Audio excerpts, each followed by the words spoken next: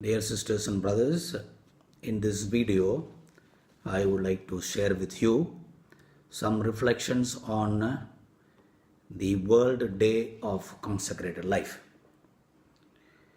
As you all know, in 1997, Pope Saint John Paul II instituted a day of prayer for women and men in consecrated life. And this celebration is attached to the feast of the presentation of the Lord on 2nd February. Now, this has a great significance. As we celebrate the World Day of Consecrated Life on February 2nd, which commemorates the presentation which Mary and Joseph made of Jesus in the temple to present him to the Lord. And in this way, the presentation of Jesus in the temple is an eloquent icon of the total offering of one's life for all those who are called to show forth in the church and in the world by the means of evangelical counsels, poverty, celibacy, and obedience. And this is a characteristic feature of Jesus, the chaste, the poor, and the obedient one. I would like to share with you, as we approach the World Day of Consecrated Life, some important reflections on the consecrated life. You know, this World Day of Consecrated Life is not only a day to remember the beauty of this consecrated life, but also is intended to help the entire church to esteem, to show great respect for the consecrated persons who have chosen to follow Christ by means of the practice of the evangelical counsels, and also to show respect to this consecrated life, which is very, very old in the history of the church. If you read my book on brotherhood, the foundational gift to the church and to the world, I have explained in great detail the origin, the development, and the growth of consecrated life in the church and in the world. I have also traced the origin or the existence of this consecrated life in many religions and in many religious traditions. Now, what is the mission of consecrated life?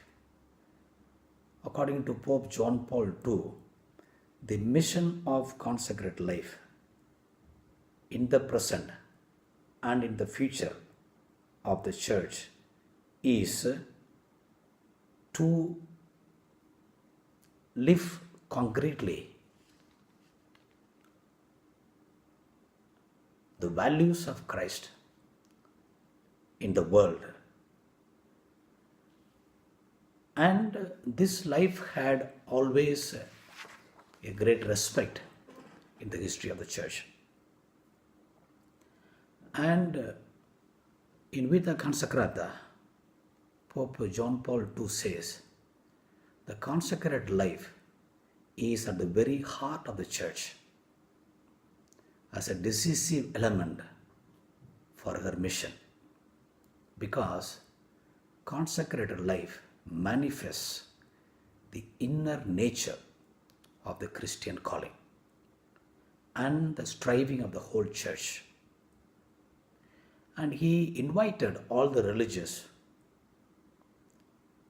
to look to the future with confidence, relying on the fidelity of God, and he also reminded that the religious have not only a glorious history to remember and to recount, but also a great history still to be accomplished. My request to all the consecrated persons would be to discover what is this great history still to be accomplished, where the Spirit is sending us forth. As all of you are aware, in many quarters of the church and in the world, there are people discussing the date, the month, and the time of the death or the disappearance of consecrated life from the church and the world. But I am of the opinion this life has survived for more than 2000 years in the world. And this is one of the best and most organized form of life in the church and in our world. And this life will continue to exist.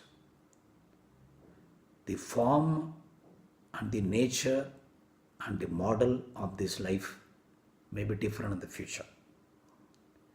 But the future of this life depends on the consecrated persons of the present. You and I have a great responsibility to refound, to rediscover, to re-establish, and to rejuvenate this consecrated life. God bless this consecrated life. Thank you.